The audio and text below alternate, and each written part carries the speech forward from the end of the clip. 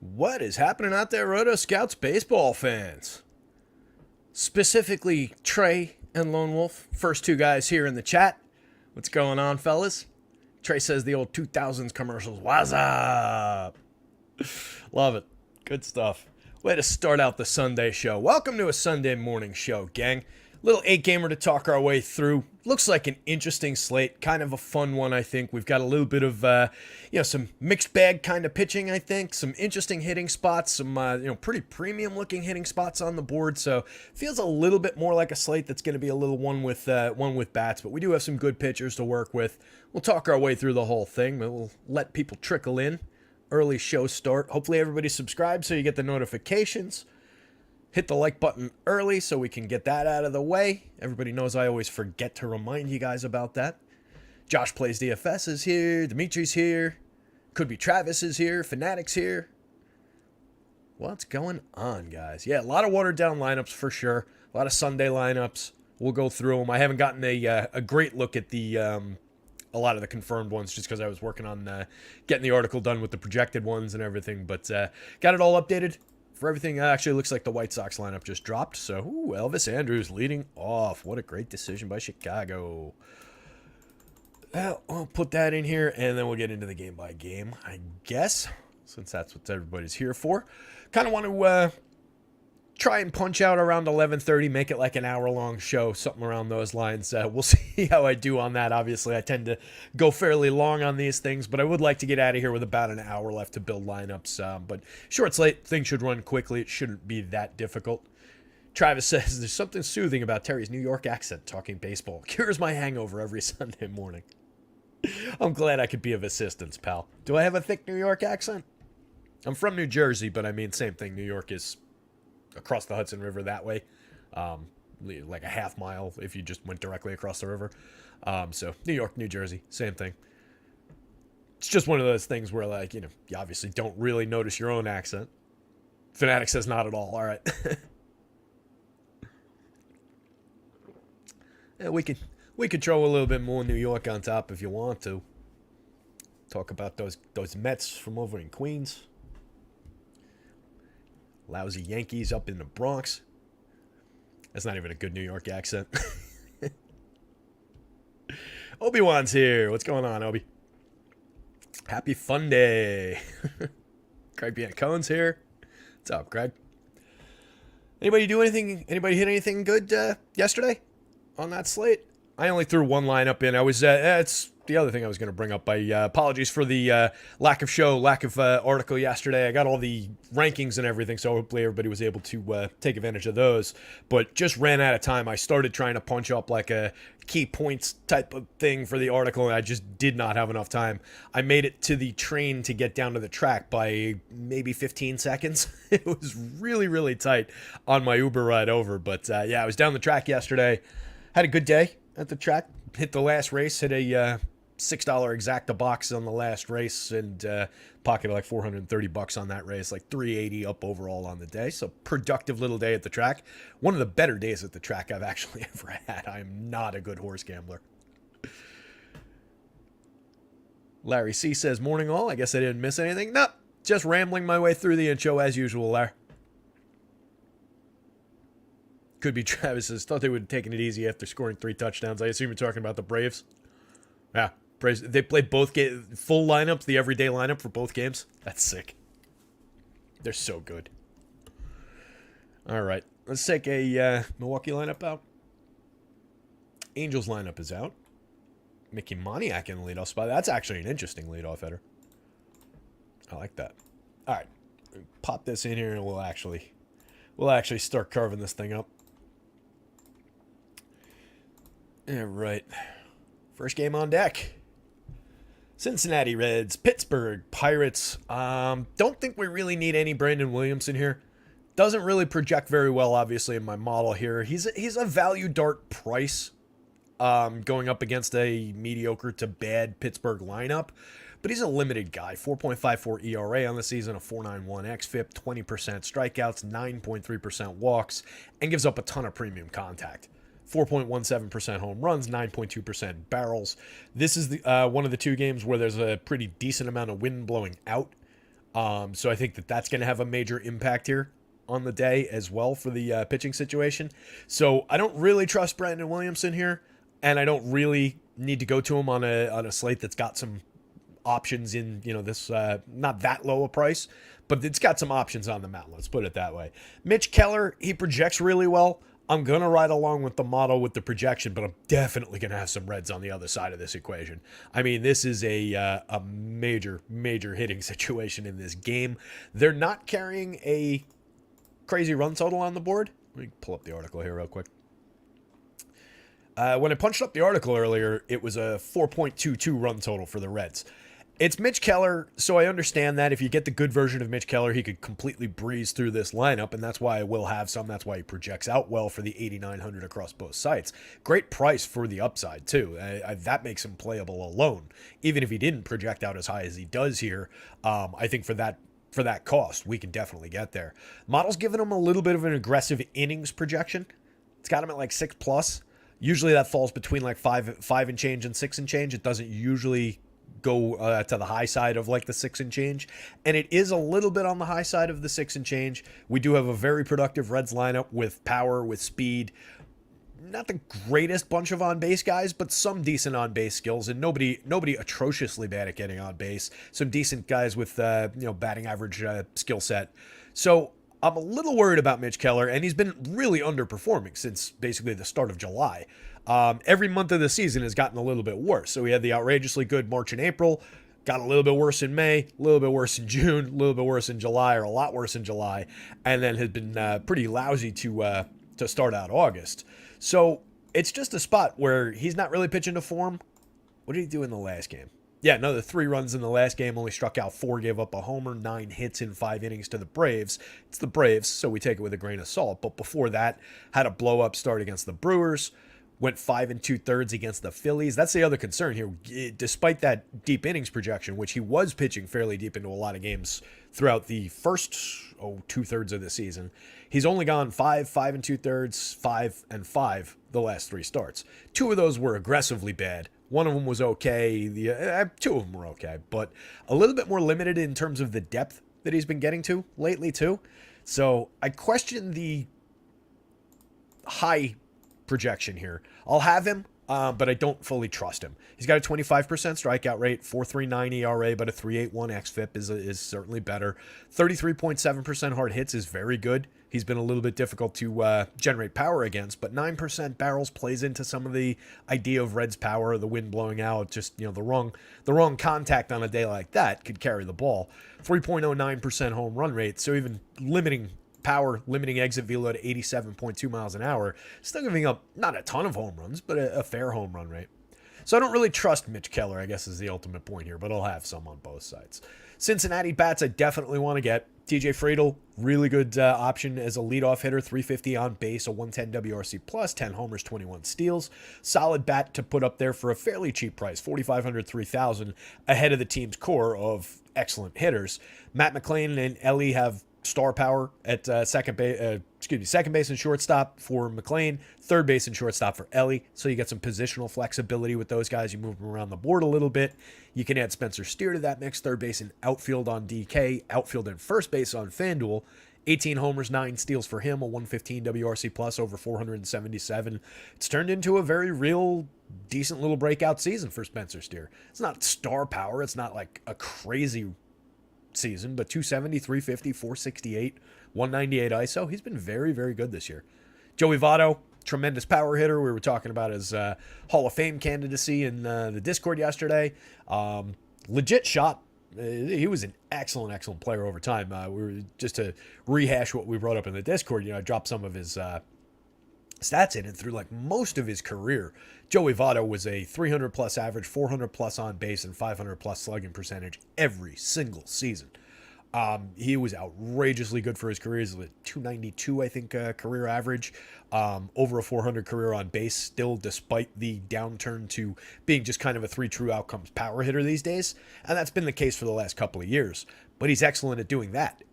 So he just transitioned to I don't know if it's his timing's not quite there like it used to be or whatever it is. But once he started slumping a little bit for average. He just kind of took it all the way down and said, all right, I'm just going to swing for the fences a lot. 13 home runs and 162 plate appearances, a 307 ISO, 15.8% barrels, 45.3% hard hits. I will definitely have some Joey Votto in this matchup against Mitch Keller.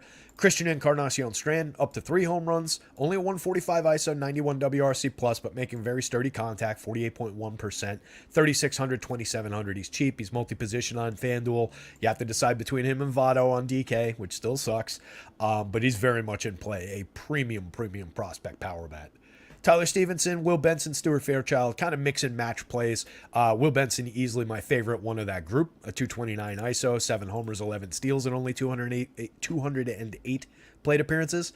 Creating runs 34% better than average so far, and only costs 3,500, 2,700.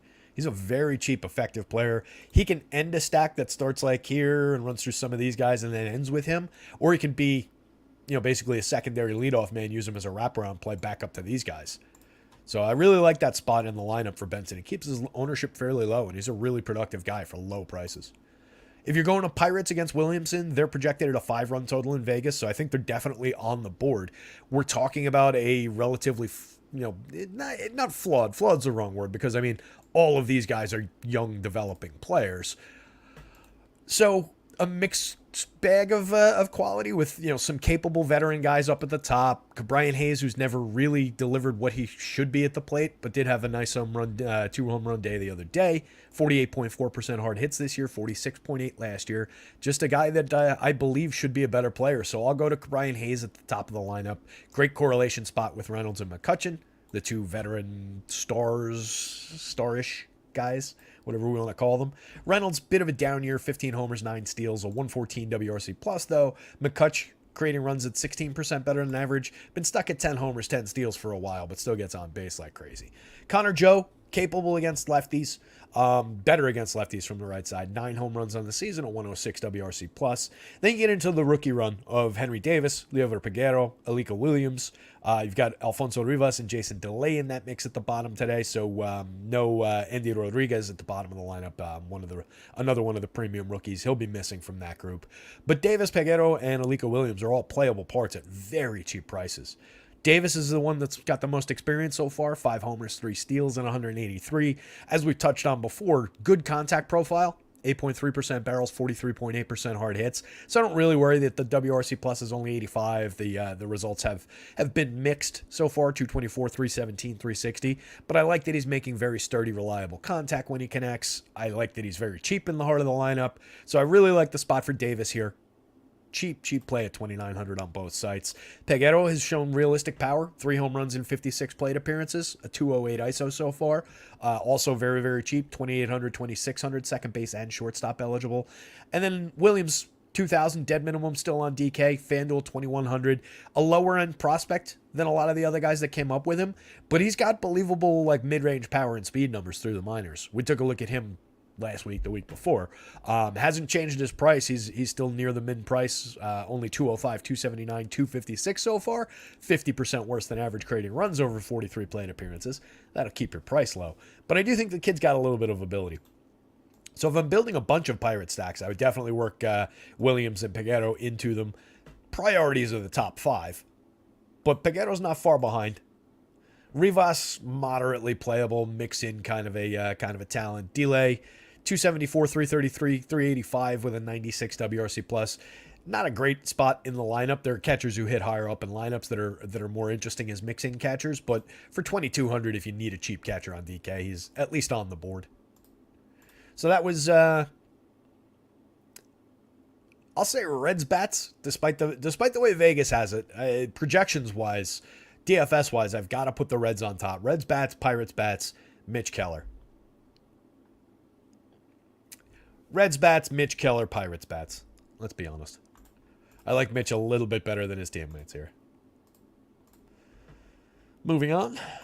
Targetable spot for bats with 2 terrible teams. This is an interesting one.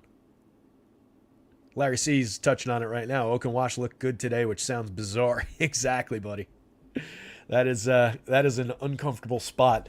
You get Trevor Williams at 5,800, 6,600. He is actually pulling an okay projection.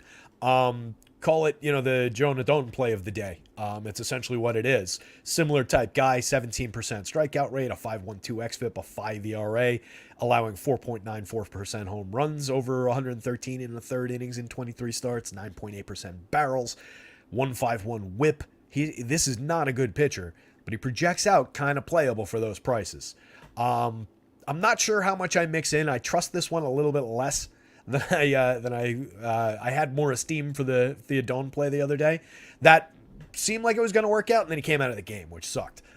Shot a lot of lineups in the foot. I also didn't realize I was using ownership projections from one of the big sites, as you guys know, and they had him in the very low single digits on FanDuel ownership.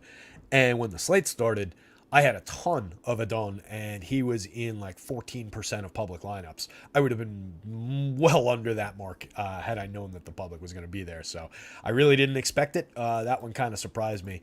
But I think you'll probably be on a fairly low-owned island if you do choose to take the value shares of Trevor Williams.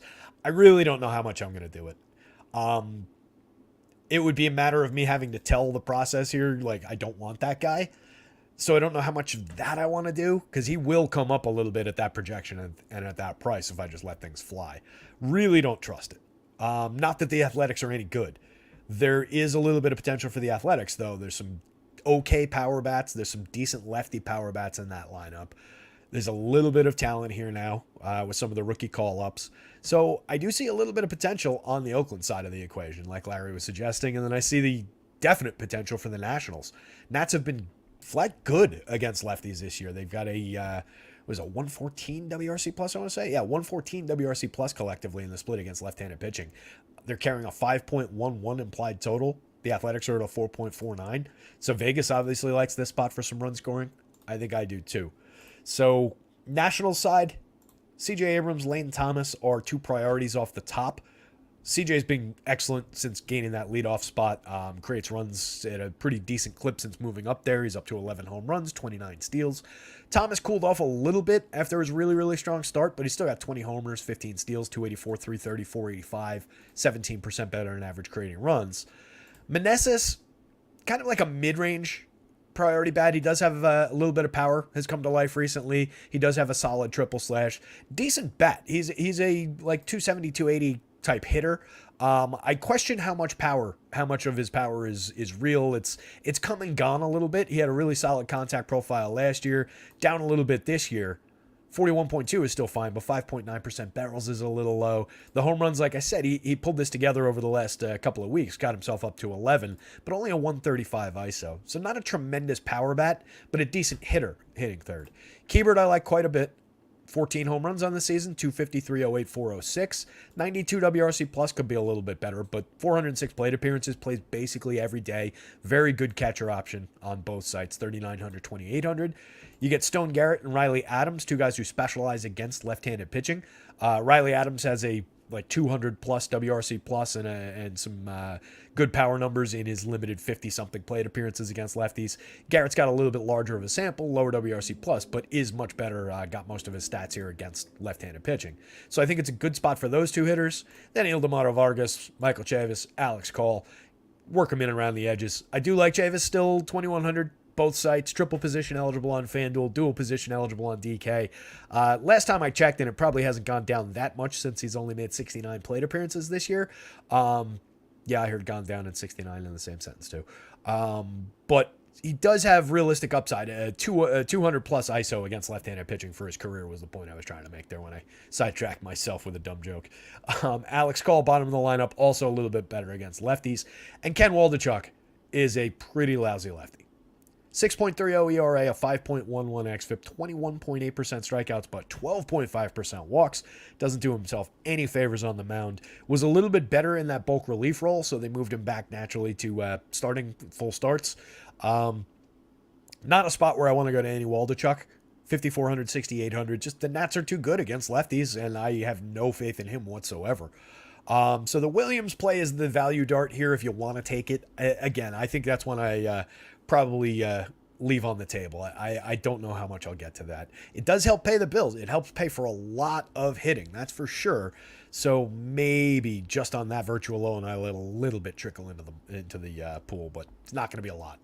A side of things, if you are attacking Trevor Williams, I think you got to go to the lefties for some power. So that's a little bit of JJ Bleday. Seth Brown is a priority bat. Good left-handed pop from him, only 3,500, 2,700 too. Cheap. First base outfield eligible on DK is helpful. 10 home runs on the season and only 249 plate appearances. But had, 25 and 11 stolen bases in 555 plate appearances last year. 214 ISO. Created runs 16% better than average. That's a decent player. He's there probably, maybe leaving out the rookies because we don't fully know what they are yet. Seth Brown's the best regular on this team. Bleday has been all right, 10 home runs. He's a lefty, so I'll just take the lefty pop off the top of the lineup. Geloff at 44.37.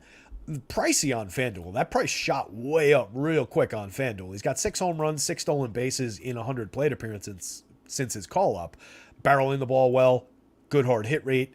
Strikes out a lot, but seems like a good player with realistic power. So I do think there's a little bit of pop there, 9.53 in the home run model. You get Brent Rooker in the lineup with an 11 in the home run model. There's obvious power there. 19 homers on the season and 364 plate appearances. We all know that most of them came early in the season during that big surge. But if he's in the lineup, I think especially against a pitcher like Trevor Williams, who allows plenty of contact, is allowing plenty of premium contact, there's obvious home run upside for Brent Rooker. Right? And the season totals are still okay. 14.4% barrels, 47.6% hard hits. The thing that we, look to him for. He still strikes out at a 31% clip. Earlier in the season, when I was calling for him to go into a major downturn when others were crowning him best player in baseball, he had like a 36% whiff rate on every type of pitch. He just wasn't striking out at that point for some reason. It was just an odd output where he was just making a lot of random contact. That obviously normalized tremendously over the course of the season, which makes a ton of sense. But at this point, he's kind of a little underpriced. 3,600, 3,000. Not underpriced, but at least fairly priced in this matchup. So I will have some Rooker. Cody Thomas, another good lefty in the rookie pool here. 2,200, 2,300, 1 home run so far. A highly regarded rookie that they expect to hit at this level. Lawrence Butler, Jonah Bride, Tyler Soderstrom. Out of that group, it's probably Soderstrom at the bottom of the lineup, 2,600, 2,200. Only 156, 239, 203 with a 31 WRC plus over his first 71 plate appearances.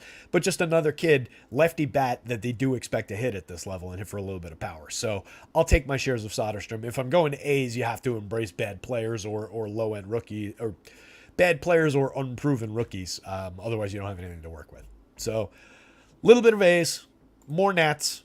No real interest in either one of the pitchers, but if somebody puts a noose around your neck and threaten to kick the stool out from underneath you, it's Trevor Williams all day rather than Ken Waldichuk. Twins in the Phils. We have the Twins lineup? Sure we do. Where the hell is this game? There it is. Donovan Solano in the leadoff spot for the Twins. Interesting. Decent hit tool for Donovan Solano.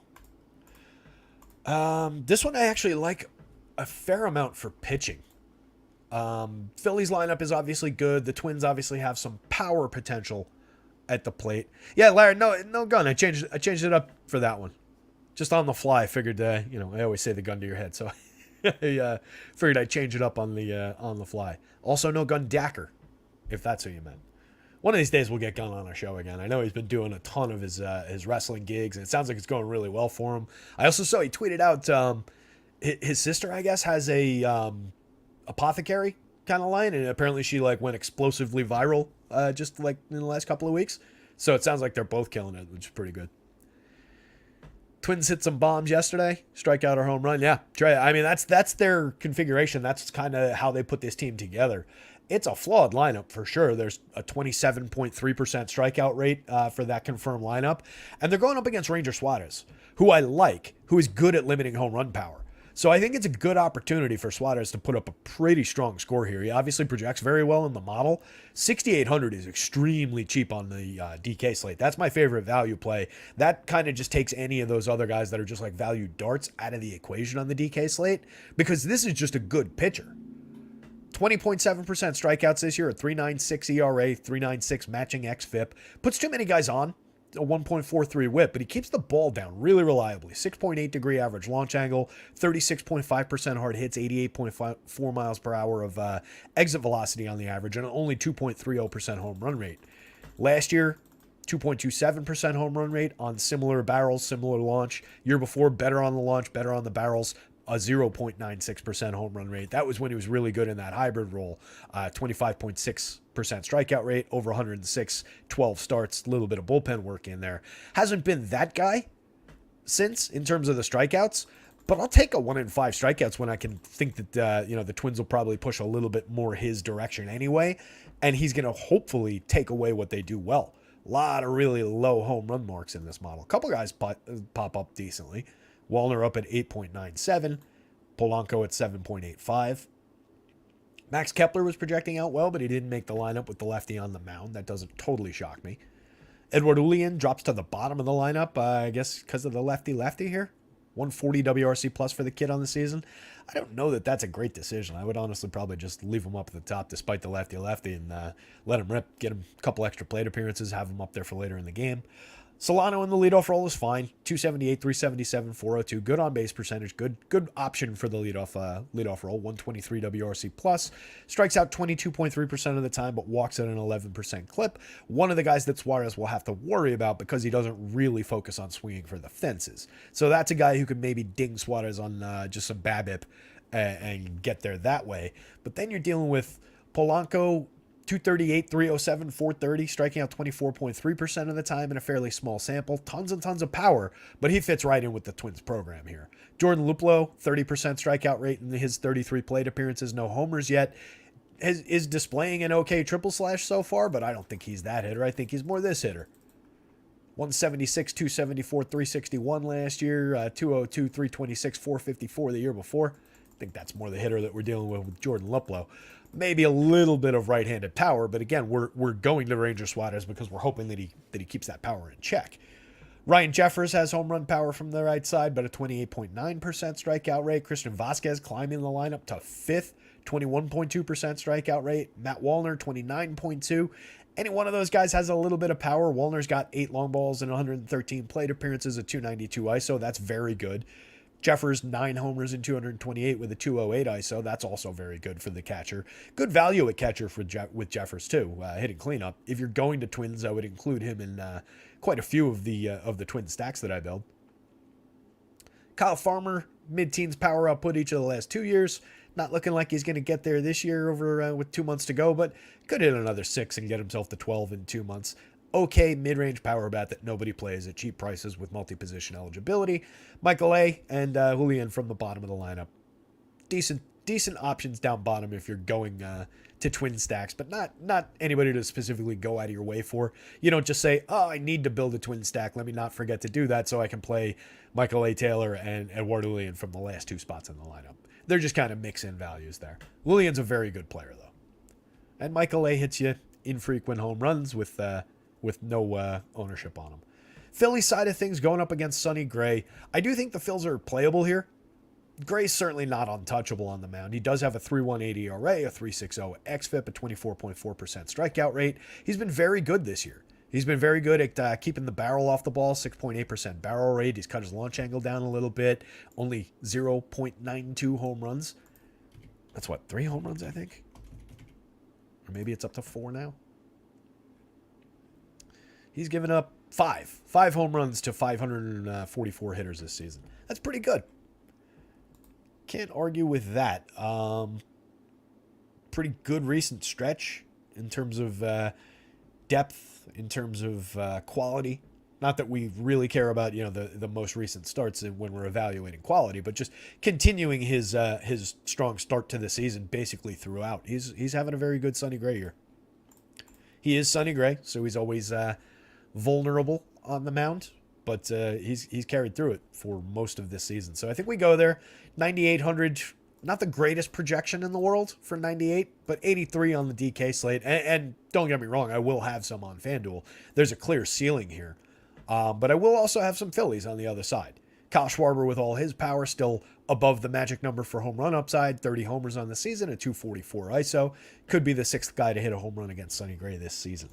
Alec Boehm, good spot in the lineup for Boehm, 4,800, 3,200. Easily playable part at 288, 341, 433. Nice breakout season for the first round pick. Bryce hitting for a little bit more power now, up to 7 home runs. Still only a 137 ISO. Everything else has been completely intact since he got back. It was only the power that I was a little worried about, and showing a little bit of signs of life there. Nicky Castellanos, 20 homers, a 193 ISO, 112 WRC+, has been terrific for them for most of the season.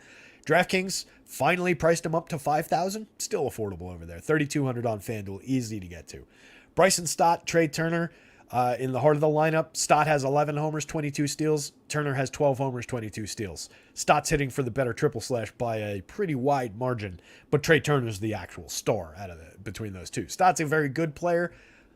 Trey Turner's just superstar caliber player. He's just having a mess of a season. 12 homers, 22. I just said that. 252, 304, 399. The average has come up a little bit, but it's kind of a lost year at the plate for Trey, but he's very much in play. If you're building Philly stacks, I would not recommend skipping Trey Turner that many times. He's just got a monster any given slate ceiling.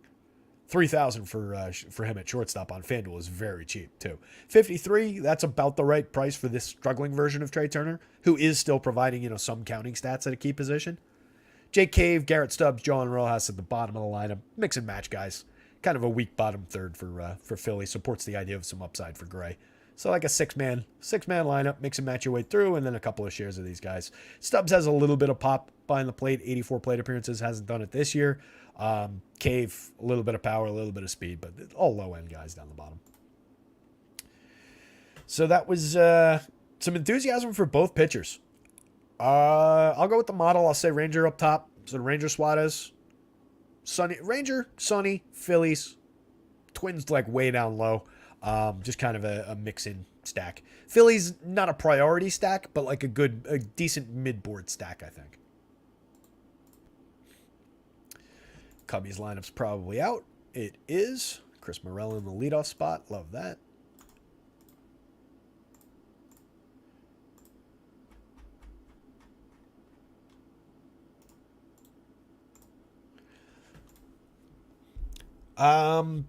Don't really think we need to go to either one of these pitchers. Hyunjin Ryu, 2 starts back, hasn't been effective. 5 innings in the first one, I think. 4 and 2/3 in the second one. Excuse me. 5 innings in his return, faced 23 Orioles hitters, allowed 4 earned runs on a home run, 9 total hits, walked 1 walk, struck out 3. Faced the Guardians the second time out, came out of the game after facing just 13 hitters, walked 1, struck out 2, gave up 0 hits. Limited outing though. And then you get Jameson Taillon on the other side.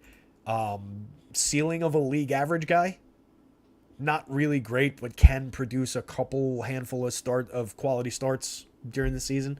7,200, 8,200. I meant like quality as in like, well, that was okay. Not necessarily statistically a quality start. But he can get to that level.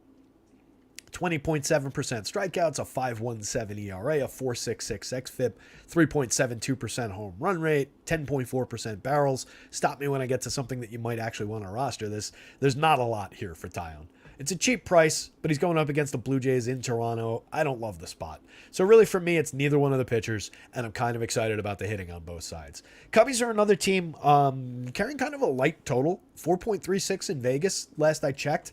That's a little low, a little lower than I would expect against this pitcher for this team. They're very, very good at getting on base. They've got power. They've got speed.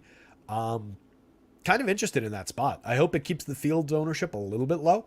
Chris Morel, tons of power, 13.62 in the home run model for 3,500, 4,500 on DK, multi-position eligible on both sites. 3 positions on FanDuel makes him very, very valuable. 18 homers at 257 ISO, 29% better than average, creating runs over 301 plate appearances.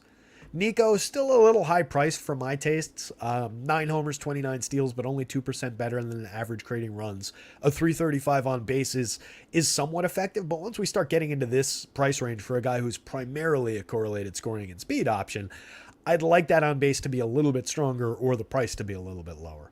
Good spot in the lineup, though. Good positioning at second base, second and short on FanDuel. Definitely enough value there. And you can average his price down by just putting him together with Ian Happ, 3,800, 3,300. He's a little underpriced. 13 homers, 9 steals, a 367 on base. Correlates really, really well with these guys. So I like Hap a lot.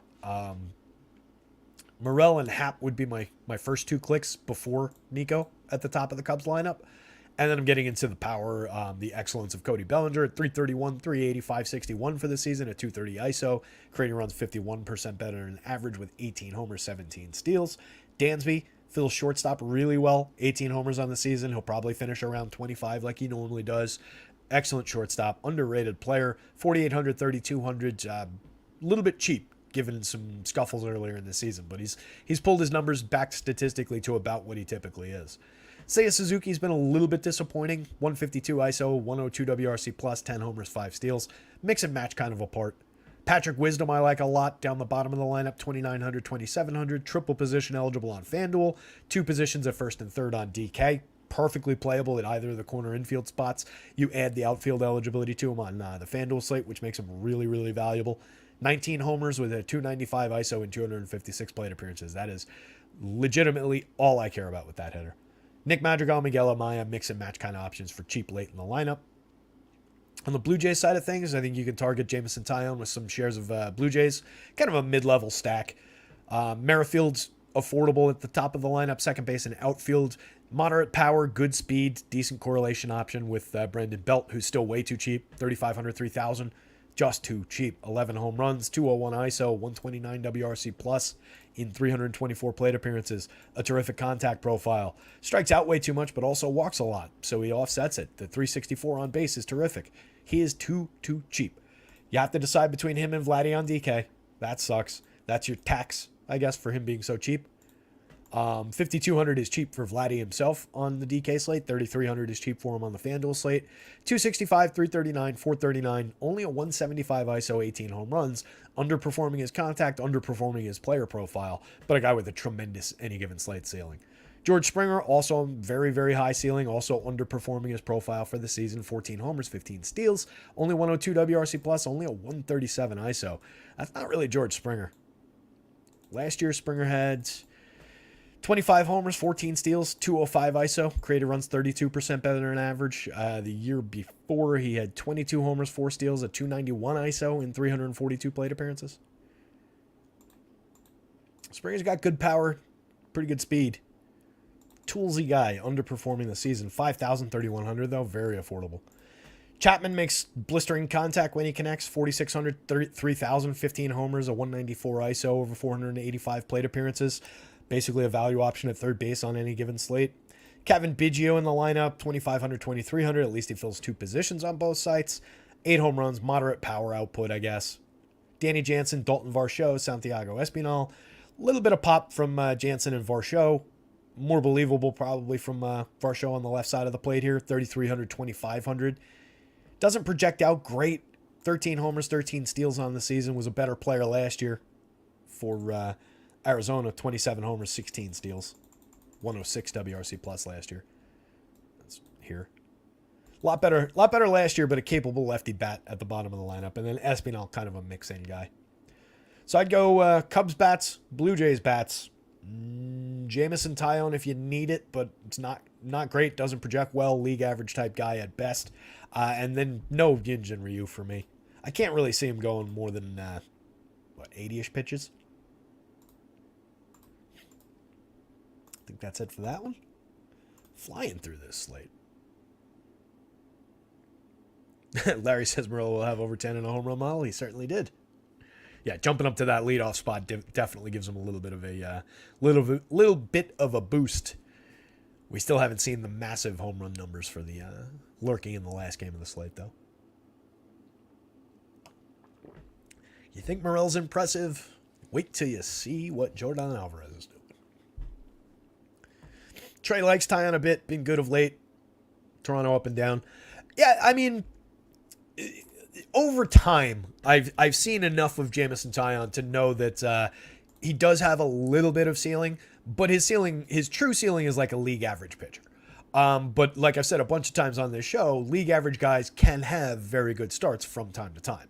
It's not an ideal matchup, but looking at the recent run that you mentioned there, we'll go back to the beginning of July even. One game with 4 earned runs, that was on July 2nd. Gave up 4 in that one, struck out 6. Not a great game. Six runs, 4 earned, struck out 6 in a 5-inning start. Excellent start against the Yankees. The start after that, 8 innings, 4 strikeouts, no runs, 2 walks, 1 hitter, over 8. 5 2/3 in each of the next 2 games. Give up a little bit, but not much. Only 4 strikeouts, and then only 6 strikeouts in the second game against Washington. In that first game, they scored 3 against him. He gave up a home run. Kept St. Louis to only 1 run.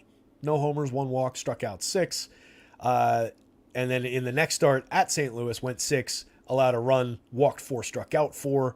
Struck out 5, walked 2 in the next start. Struck out 7, walked none, but gave up 2 runs and a homer to the Mets over 7. It's a mixed bag. That's a very Jameson Taillon kind of a run, right? It's a good stretch of quality there in terms of not getting lit up, not giving up 5-6 runs, keeping the run totals down, but not really achieving big strikeout totals in most of those games, giving up a little bit in terms of hits and walks if that dings you. So I don't love it. But between those starters, and it certainly projected that way. No, actually it didn't. But between those 2 starters, he is the guy that I would use.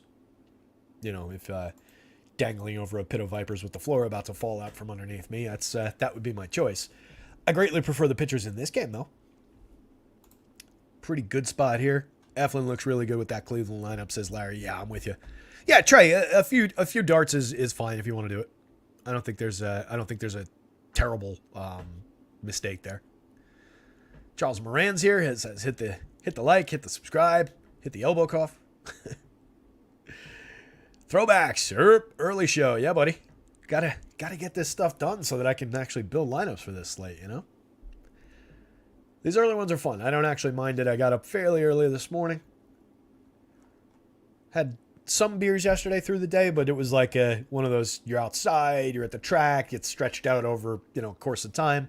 Went to the beer garden afterward and had a good time. But woke up feeling pretty good despite a few beers yesterday. It wasn't, didn't really tie one on, but had a fun time, and then popped out of bed, started working on this stuff, so we tackled it early today. Yeah, Eflin, I agree with Larry. I love this spot for Zach Eflin going up against this Cleveland team. They're just bottom of the barrel at this point. No Jose Ramirez, their only good player. Started his suspension. I assume that's why he's not in the lineup. You're dealing with a lineup with Steven Kwan underperforming where he needs to be at 341 on base. A good on base percentage, but not good enough for him, who's a guy who only contributes correlated scoring and a little bit of speed. 101 WRC plus, that on base percentage is why. Andres Jimenez, probably the best player on the team today.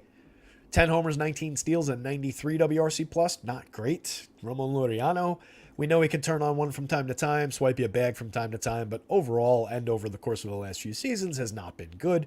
Cole Calhoun, 28 plate appearances. Wasn't sure I was ever going to see Cole Calhoun in the majors again earlier this year, but there he is, 2,400 on both sites. Moderate power from the left side at this point against a righty. Oscar Gonzalez, moderate pop, hasn't done anything with 120 plate appearances this year. Will Brennan, over 335 plate appearances, been 25% worse than average, creating runs, 5 homers, 7 steals. Gabriel Arias, believable power, 5 home runs in 209 plate appearances, but a 33.5% strikeout rate and rarely makes contact. Bo Naylor, Jose Tena, whoever that is at the bottom of the lineup, not a lot of good options here. Eflin has been really good for most of the season. I feel like we got burnt by him like once or twice. Did not tie one on, or Taijuan Walker, or Jameson Taillon, Stephen Leibowitz, to add to that puzzle. We just got done talking about that. Registered in my head after I said Taijuan on. I said, you could have tied Taijuan on to Taillon. But Taijuan Walker also works there. Eflin, 25.5% strikeouts, only 3.4% walks. We might have gotten burnt playing him once or twice in his bad starts, but overall, 22 starts, basically excellent all year. A .97 whip, 3.34 ERA, 3.15 xFIP, only allowing 2.37% home runs, keeps the ball down fairly effectively with an 8.3 degree average launch, only 35.5% hard hits, 87 miles an hour of exit velo. That's a really solid pitcher for 9,700 on DK. That's cheap for this spot. 10-4 on FanDuel, happy to pay it. 46 point projection, leads the board for the day, going up against a bad Guardians lineup that is even weaker in this form. There's actually some strikeouts in this version of the lineup. Rep-wise, they're a low strikeout bunch, But when you add Ramon Laureano, Cole Calhoun to some degree, Bo Naylor in there, Gabriel Arias, those strikeouts start to climb with this version of the lineup. So I think there's some good upside for Eflin. At the same time, I think Bibey's kind of interesting on the other side. 8,500, 9,600. He's been very successful through his first 18 starts of his career. High pedigree prospect. The number 2 out of the 3 guys that they called up, Logan Allen, Gavin Williams, and Tanner Bibee. He was like the second ranked guy. It goes Williams, Bibee, Allen, but all 3 of them have been pretty good. He's got a 23.8% strikeout rate, a 2.92 ERA, which is fantastic. The 4.36 xFIP is more telling, probably the more realistic number overall, but only 5.7% barrels, 2.36% home runs, pitching very well.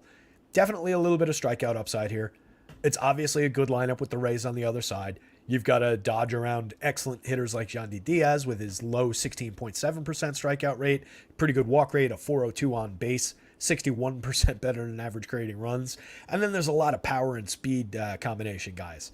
Brandon Lau has a ton of power from the left side, 311 plate appearances, 15 homers, a 210 ISO, 6 stolen bases for him. Randy Arozarena, I don't know why he only costs $3,300 on the FanDuel slate. 57 on DK, that's correct. Cheap on FanDuel if you're going to raise stacks, which I think you should in moderate doses. I don't think it's an over-the-top priority stack by any means, but I think especially given the discounts on some of these guys, it's worth taking out at least a few shares. I expect Bibee to succeed. I think more likely, more often than not, if they get him, they only get him for 4 or 5. They don't blow him up. So, that limits my expectations, but there is a bit of a, path to success for the Rays for sure. Arozarena, 18 home runs, 15 steals, a 170 ISO, a 127 WRC plus. Luke Raley, a lot of power, 16 home runs, 12 stolen bases, a 259 ISO from the left side for 4,400, 2,900.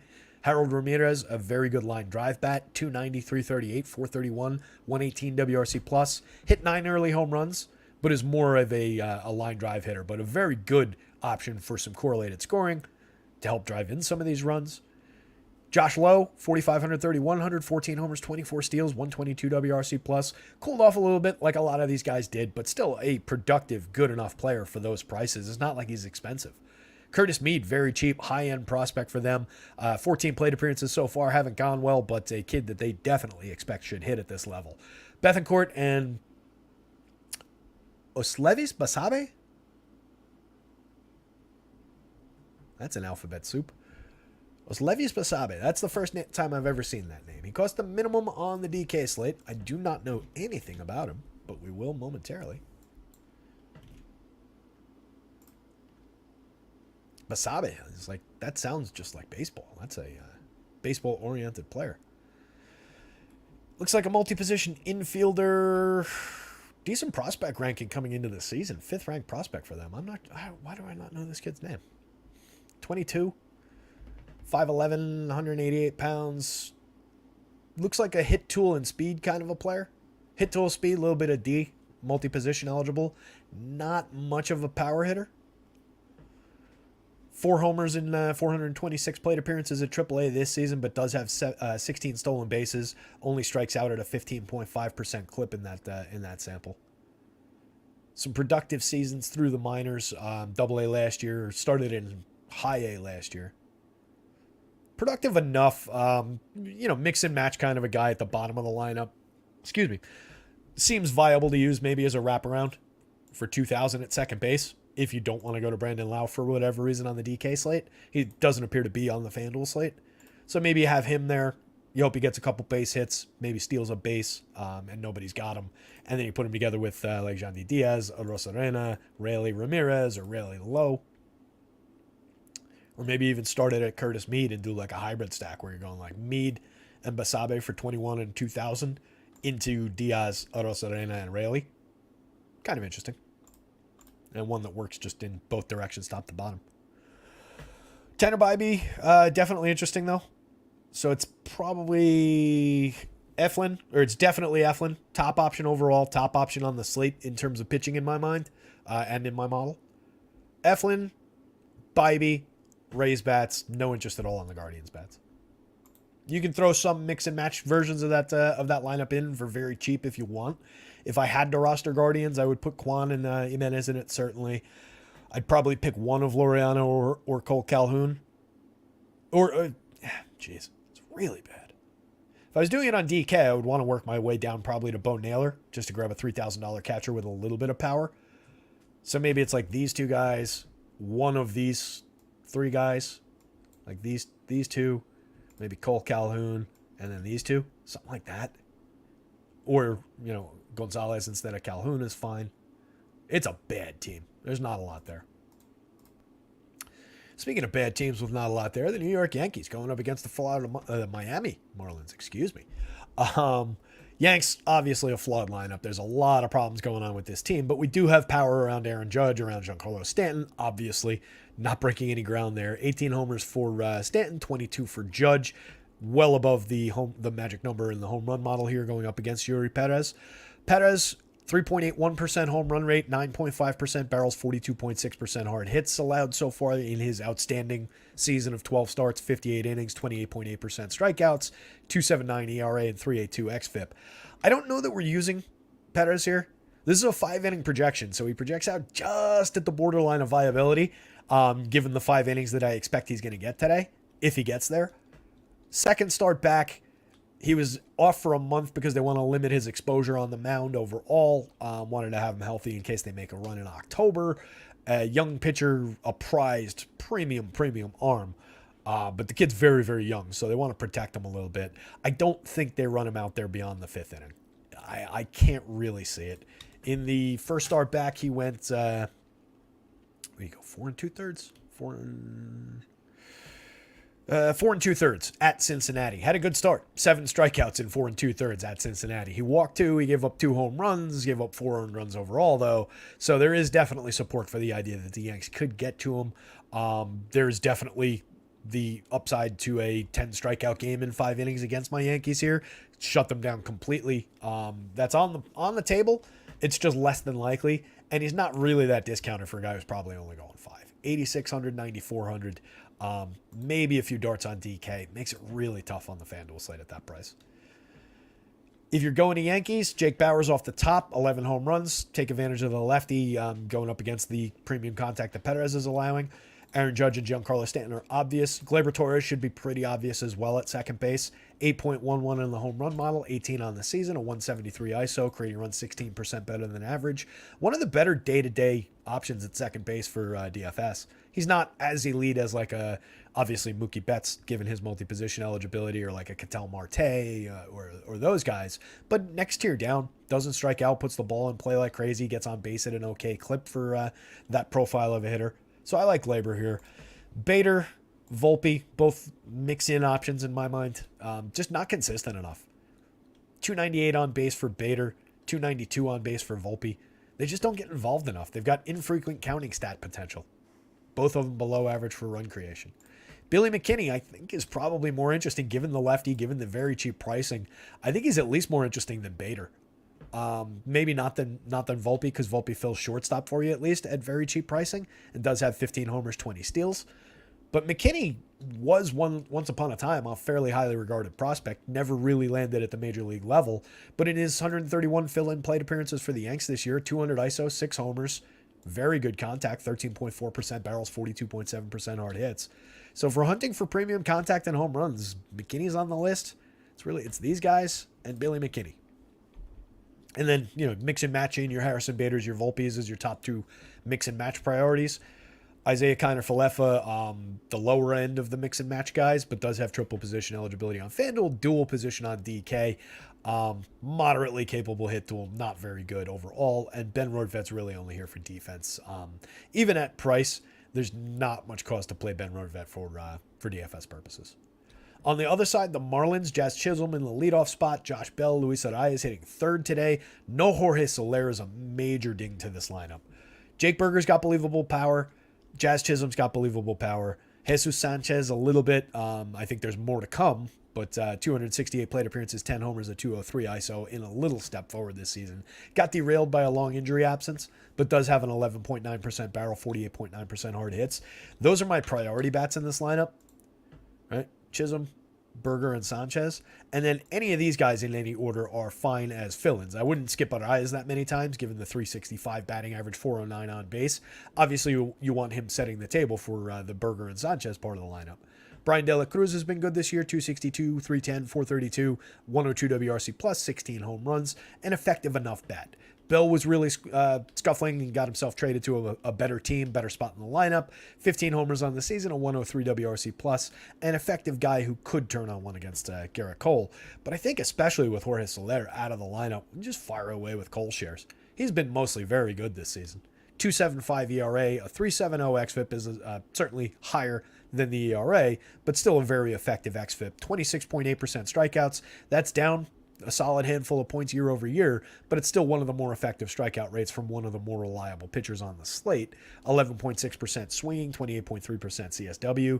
Has kind of wrangled his home run issues this year with 2.51%, but they were creeping back in around the edges in recent starts. So there's a little bit of power potential. Maybe Jake Berger hits a 2-run shot and the Marlins put 2 runs on the board overall, and Cole still has a really good game over 7 innings of quality.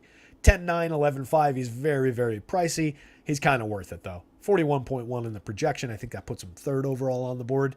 I like the spot. And I don't trust the second-ranked guy, which I think, if I'm remembering correctly, was Mitch Keller. So Cole's probably number 2 for me behind Eflin. Eflin at a better price. I like better with a better projection in a much better matchup. But I will have tons of Cole here. I think he's well worth getting to. So, Garrett Cole, Yankees bats, Marlins bats, both of them as like mid-range options. And then Perez is dicey just because I don't know what the pitch count's going to look like.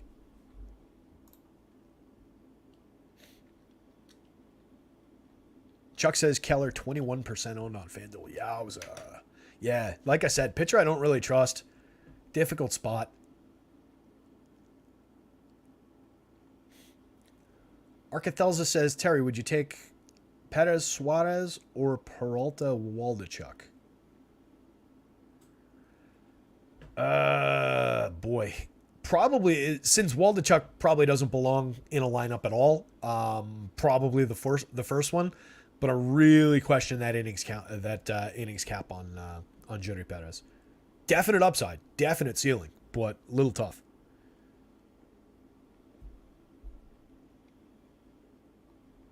Larry C says, 83 watching, only 33 likes. That's not up to par. People hit the like button. I agree. Charles Moran says, the other live show is winning and they're not as good looking as Terry. Get those likes up. Do you have these beautiful blue eyes staring back at you? Waldachuk is cheap on DK. Yeah, Chuck, but that's kind of for a reason. We'll get there. I don't really like it. Oh, we already talked about that one. That's right. It's not a we'll get there. We talked about it a while ago. Yeah, 54, that's super, super cheap. 21.8% strikeouts, but 12.5% walks. Gives up a lot of premium contact and power. 6.30 ERA, 5.11 xFIP. Going up against the Nationals team that is 14% better than average on the average, creating runs against left-handed pitching with several specialists against left-handed pitching in that lineup. Dicey. That is a really, really thin needle to try and thread. Projects it at 20 in FanDuel scoring. If that was a 20 for DK, you'd be all set, but it's not. It's a little difficult. Yeah, I don't love the Waldachuk spot. Disappointing guy. A guy I have on the Dynasty team. Thought he was going to be pretty good with the minor league numbers. 85. Yeah, I think I had 85 on Jury when I wrote the article there. And again, there is a ceiling there for him with that pitch count included. The Yankees are a free swinging bunch. They're a low end team. He could cruise through that lineup even in 5 innings. He could put up a pretty solid strikeout score, and if he doesn't give up that home run, pretty good shot they're not sequencing against him. Raggins worked out yesterday. I'm starting to think punting SP on FanDuel GPP is a viable strategy. Oh, Charles, that's probably my favorite strategy. I don't go full punt, but value pitching on FanDuel is the way to success in my mind.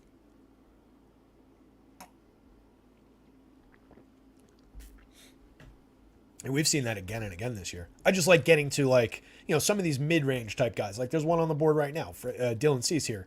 92 is a little high, but like comparatively for a guy who is a comparable pitcher to Freddie Peralta, certainly to Zach Eflin and guys like that over time, this is a fair price for him.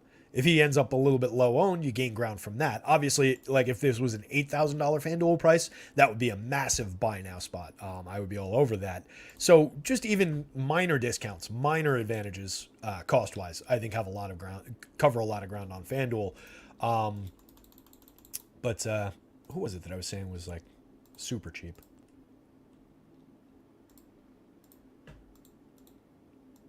Maybe it was a DK guy that I was thinking of. Like Ranger Suarez here, right? 84 hundo. That's really cheap given this projection relative to the rest of the slate, how the best pitchers on the slate are priced. So I do think you definitely want to be playing the value game in a lot of spots too. Like you can do that with hitters when you're stacking lineups. You can definitely make value-based decisions there. All right, if I'm stacking Brewers and I go to, I don't know, Mark Canha and save $500 over, or save $1,100 over going to Sal Frelick, let's say, in the outfield. Is there that big an offset between Sal Frelick, what he's done so far as a rookie, and Mark Canha, who we've seen over a lot of years as a veteran, quality outfield bat with a little bit of pop, a little bit of speed? I don't think that's as big an offset as that price is. So take advantage of situational spots like that, where Frelick hitting cleanup would get a ton more ownership than Mark Canha here for a lot more money. And not that big a gap between them talent-wise. A lot of ways to play that. A lot of ways to game that. Particularly when the cheaper of the guys is lower owned, too. That's also advantageous.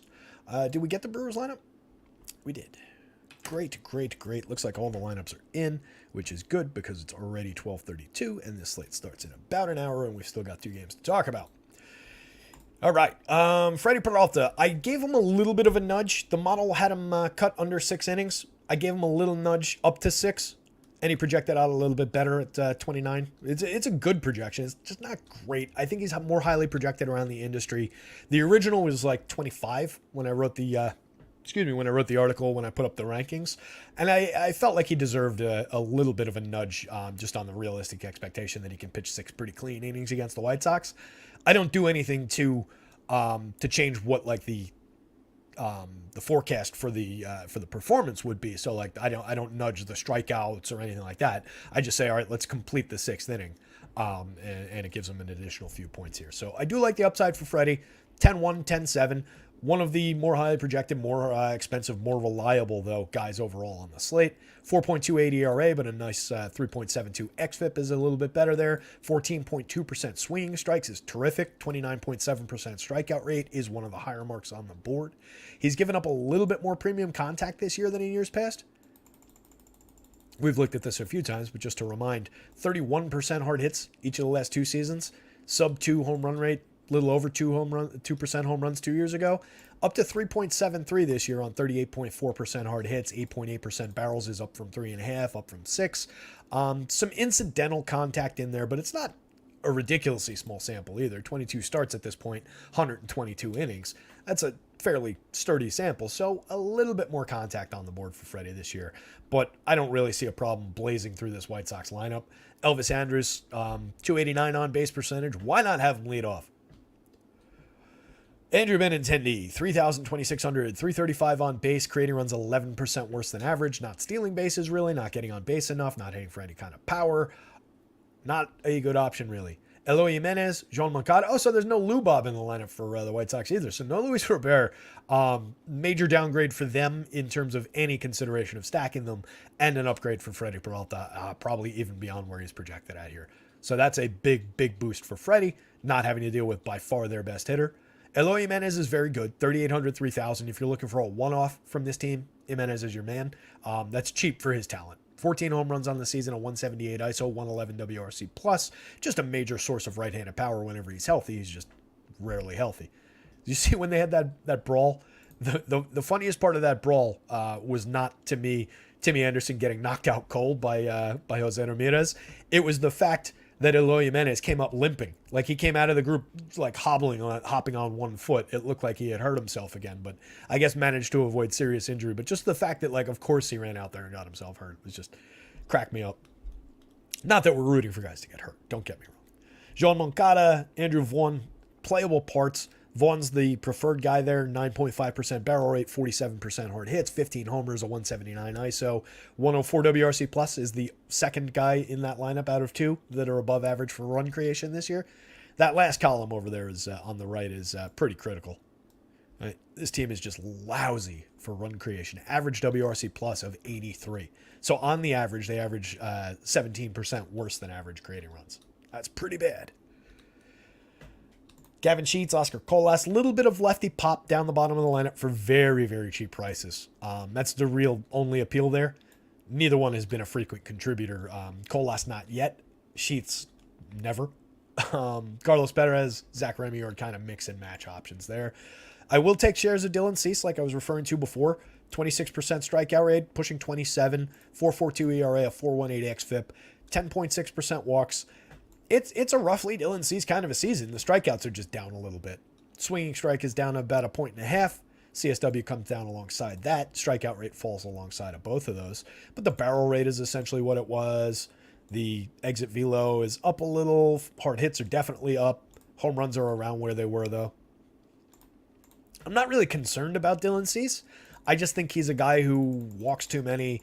Not an ace caliber pitcher, but certainly a strikeout artist on the right day. So I'll take my shots with Cease. Going up against a Brewers lineup that I'll definitely have shares of on the other side. They project out like mid-board. There's some good options here, starting with Christian Yelich, 56.38. Affordable at worst, arguably cheap. 51.6% hard hits, 16 homers, 24 steals, a 128 WRC plus. Just a superstar in the outfield, top of the lineup. William Contreras, great spot in the lineup for a catcher. 12 homers, 278, 347, 449, 16% better than average creating runs. Like that a lot for 5,000, 3,100, particularly where you need catchers. But he's definitely playable on both sides. Just look at him as if he's a first baseman. Carlos Santana is a first baseman. Power hitter from both sides of the plate, 4,000, 2,900, 14 homers on the season, only a 168 ISO, only a 90 WRC plus. Most of that with Pittsburgh, but a capable bat, especially hitting third in this lineup. Frelick, probably going to be a little bit popular, 77 plate appearances, 46% better than average creating runs in the small sample, 3 homers, 2 steals. Does a lot to hit the highlight reels on defense too, so he's a name. He's just been buzzy lately. I think he gets a little attention hitting cleanup for those prices. Adames, very flawed, 18 homers, 203, 288, 380, strikes out at a 25.8% clip, but does have 2 home run ceiling on any given slate, or 2 home run upside, probably 3 home run ceiling. Not that I'm calling for 3 home runs. Do not get me wrong. Andrew Monasterio, 114 WRC plus over 172 plate appearances. Pretty good triple slash. Has been productive when he's gotten shots. Triple position eligible on FanDuel. Dual position on DK. Turang and Taylor at the bottom of the lineup. Some mix-in parts. Taylor, a little bit of believable power upside. Chuck Frelick is 1% owned on FanDuel? That's crazy. I thought this team was going to be a little bit more popular than that, honestly. Let me see where they got him across town real quick. 12:39. I got to remember not to get too deep into wasting time here, though. I just want to see what these Brewers look like popularity-wise across town, get another opinion in on it.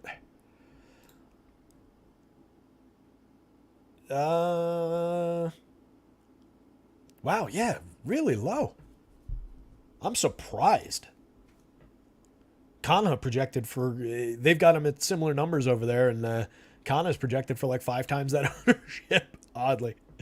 That is surprising. Big ownership total on Christian Yelich, and then everybody else in the single digits. Yeah, it kind of makes the Brewers a little bit more interesting if they're going to be that low owned. Like I said, I do think Cease is a good pitcher, and I will have plenty of Dylan Cease. But the Brewers are an effective enough bunch that I can get behind some shares here. If they're going to be that low owned, I'll take all the Christian Yelich alongside the field and not really sweat it, since everybody else here is pretty cheap. Yeah, interesting. I thought they'd be a little bit more popular than that. So, Freddie Peralta, big yes. Dylan Cease, Brewers bats, particularly since they're low owned. Really no real interest in the Chicago bats here. They could get to Freddie on a bad day, but his bad days are pretty few and far between, and they're just really limited with this version of the lineup. Last game on deck. Let's pick up the pace here. I don't think either one of these pitchers are necessarily in play. Jose Urquidy, 6,500, 7,800. Limited pitch count. What's Urquidy going to do? He's made one start since April 30th. It was 3 1/3 against the Yanks last week. 75 to 80 pitch count for a mediocre pitcher. I don't think we need to go there. Silseth, giving up a lot of power. 4.64% home runs, 10.6% barrels, 43.6% hard hits. He has struck out 27.2%, pitching to a 3.72 ERA and a 3.55 xFIP. He had a really big start against Seattle last week. 7 innings. He struck out, I think, 12. But I don't think he's that guy, and the Astros are definitely not the Mariners when it comes to striking out. They just do not strike out that much. There is tons and tons of power. This is the one I was referring to earlier. All 5 of those guys over the magic number and well over the magic number for power potential. Jordan was my layup of a home run pick on the day at 22.53, more than doubling up the magic number. That's pretty massive for home run power. Ohtani had a very good rate on the other side, by the way. So I think this one's just bats all day. If you want to throw a couple darts at Silseth at 6,000 on DK, that's the only spot I would do it. 83 just seems high going up against the Astros on the FanDuel slate here. So I don't really like that spot for Silseth. Maybe a few value darts on DK. Astros bats, definitely yes. We'll start there. Altuve is a star at second base, 5,900, 4,300. He's pricey, but appropriately so. 9 homers, 11 steals, 69% better than average, creating runs over his 213 plate appearances. Just missed time. That's the only thing wrong with his season. Alex Bregman, 52-32. Believable power bat, at least. Down to 252, 352, 416 this season. Only a 165 ISO, but 18 homers on the board, a 13.55 in the home run model. Plenty of power there at third base. Alvarez and Tucker, 6,300, 6,100 on the DK slate, 4,241 on the FanDuel slate. It's difficult to get to these guys in combination with much else or in combination with each other. You do get a good price offset with Chas McCormick at 44.34. He's having a very good season, so that's a little bit of a way to average it down. On FanDuel, Bregman being 32 helps average it down. So they're more playable on FanDuel where there's a little bit more value on the board for them. And then particularly if you get into that mix at the bottom of the lineup there. Alvarez, 21 homers in 307 plate appearances. Tucker, 22 with 24 stolen bases, a 145 WRC plus in his 495. Excellent left-handed options against Chase Silseth here. So definitely very interested in the top 5 here for the Astros. And then I think like John Singleton, who we talked about, went out and hit his first 2 home runs in Houston since I think it was 2015. Which was ridiculous, but was out of baseball for quite a while. Definite power, if nothing else. I know he's showing through with a 0 because I haven't gone back to update the backbone projections for this. Ignore the 0 in the home run model. He's probably floating somewhere around the magic number as well in reality. Mauricio Dubon, Greg Kissinger, and Martin Maldonado kind of flawed mix and match plays down the bottom of the lineup. So the priorities are 1 through 6 and then mix and match guys. The real priorities are 1 through 5. Singleton's also a mix-in guy, but given the price and the power upside, first base positioning with no Jose Abreu in the lineup, there's believable potential there. On the Angels side, love the leadoff spot for Mickey Moniak, 47-32, cheap for a kid who's hitting 290, 321, 521 with a 231 ISO, 127 WRC plus, 12 homers in his managed 249 plate appearances. Ohtani, obviously a superstar, 18.45 in the home run model, 40 on the season, lost the league lead to Matty Olson though. So if you believe in narratives, maybe Ohtani's going to go out there and hit 3 home runs to seize the lead back. 182 WRC plus, even without the home runs, he's ridiculous. 356 ISO, just tremendous player. Drury, good right-handed power bat. Moustakas, decent left-handed power bat. Hunter Renfroe, good right-handed power bat. Stuck at 17 home runs forever, but very good right-handed power. Renifo back to the 6th spot in the lineup. I like him better down there where he's just kind of a sneaky option for a little bit of power potential.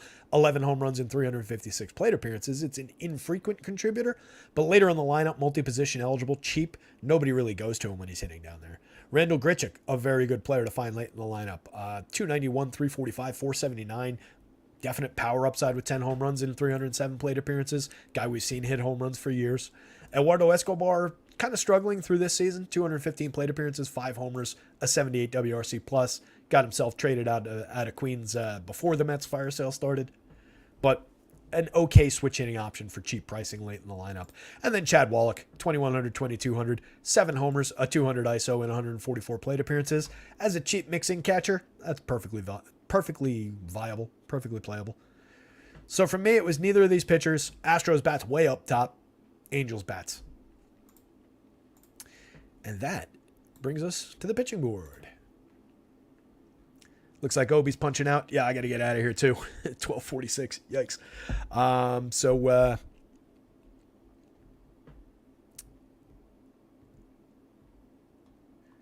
Nathan Footy? Not sure how to pronounce that one, Nathan. Apologies. But Nathan asks, who would you take in the FanDuel main slate as pitcher, and what 2 stacks would you take? So you want my exact lineup? My exact lineup as a placeholder on FanDuel. Ooh, I forgot to actually... I'm glad you asked this question, my friend. I forgot to actually put in all the other entries. I just put one in. Oh, I can't use this one to really answer that question. I was trying to see if it was possible to put together a good stack of Cubs and Astros, which is my answer to that question. I like the Cubbies and the Astros quite a bit today as my two favorite stacks. To put those 2 teams together, I had to go to a Cody Thomas one-off and a Trevor Williams start, which I do not recommend. But like I said, Williams sitting at that respectable projection for 66.58. I think he's the Jonah Adon dart throw of the day. I do not expect it to work out, kind of like what I was saying about Adon the other day. Granted, he got injured and had to come out of the game, so who knows what would have happened. But yeah, Trevor Williams, not a good pitcher. That's a very, very shaky spot. But that is the way that you get to those value or those premium combinations. If I'm really looking to answer that question, Eflin is a pricey option at the top of the board. I definitely think is my favorite pitcher of the day. But then if you need an affordable guy, I think Ranger Suarez has tons and tons of viability. Ranks 4th on the board, 8,400, 6,800, going up against all the strikeouts in that Twins lineup. Basically, all we're looking for is a handful of strikeouts, some good clean innings, keep the ball down, don't give up the home run. And if you can limit the home runs against the Twins, that's really all they've got. I agree with what Larry says. Keller landing second against that Cincinnati lineup. I don't really trust this one. I don't really trust Mitch Keller as far as I can throw him. I tend to fail with Mitch Keller. That is a very scary spot to see Mitch Keller projected. There's definite potential. There's definite upside. But as I said, he's gone from way up here and just slid down. I know that's not actually on camera. He's just gone down in quality as the season's gone on. Not a guy I trust at all. But that's the right price, though. 8,900 on both sides. That's the right price for a not trustworthy Mitch Keller. Probably a little high on the projection. Like I said, the model was giving him extended innings. So that's the innings push that projection. Not wholly unbelievable, but definitely not the one I trust. Like I said when I was talking about him, I do think in my mind, in my esteem here, Garrett Cole is second and not Mitch Keller. I like this spot. I like the projection. The price is high, but he's worth it. It's Garrett Cole. Suarez, you could even move Suarez up to 3rd behind Cole and drop Keller down to like 4th ahead of Bybee maybe as far as how I consider these when I think about it. But the model obviously likes Keller. Bybee's in play. Cease is in play. Jerry Perez, this is the one I question. Like I said, that's a 5-inning projection. So he's on the board. I just don't think we're getting more than 5 innings. Freddie, I like that spot quite a bit. 10-7, 10-1, especially with the diminished version of the White Sox lineup. So that's another really playable part. I just talked about Trevor Williams, but again, bad pitcher just getting a bump from going up against a bad lineup, and he's very, very cheap. Sonny Gray, there's some upside. There's some potential there. That's probably my cut line. All these guys I just consider lousy/unplayable. I don't really see the upside in Waldichuk. Just not with the Nationals' talent against lefties. I just don't think he gets there for us. Ryu, Silseth, Tyon, Williamson, not a lot there. So it's basically from Eflin to Sonny Gray here. These are my guys. There's a lot of good value options there, particularly Suarez at that DK price. That's your SP2 on DK. Like, do you really want to drop down to Ken Waldichuk for 54 when you can have Ranger Suarez in a probably better matchup for 68? I know that buys you a bat, but tough ask. Tough ask. All right, guys, I got to punch out. It's 12:50. Slate starts at 1:35. We got to get some lineups built and sorted in the next little bit. But good luck out there. Hit the like button. Hit the subscribe if you've not done that already. Make sure you're jumping in the Discord. Any questions, I'm happy to answer in Discord. We keep the chatter up in there. It's varying paces, but there's a lot going on. A lot of good, smart people in the Discord, and it's totally free too. So linked in the description if you're not in there already. Thank you guys so much. Really appreciate everybody getting up and coming out and hanging out with me at 11 o'clock on a Sunday morning. Go get them. Build some good lineups. Good luck out there. Somebody go win something. See you.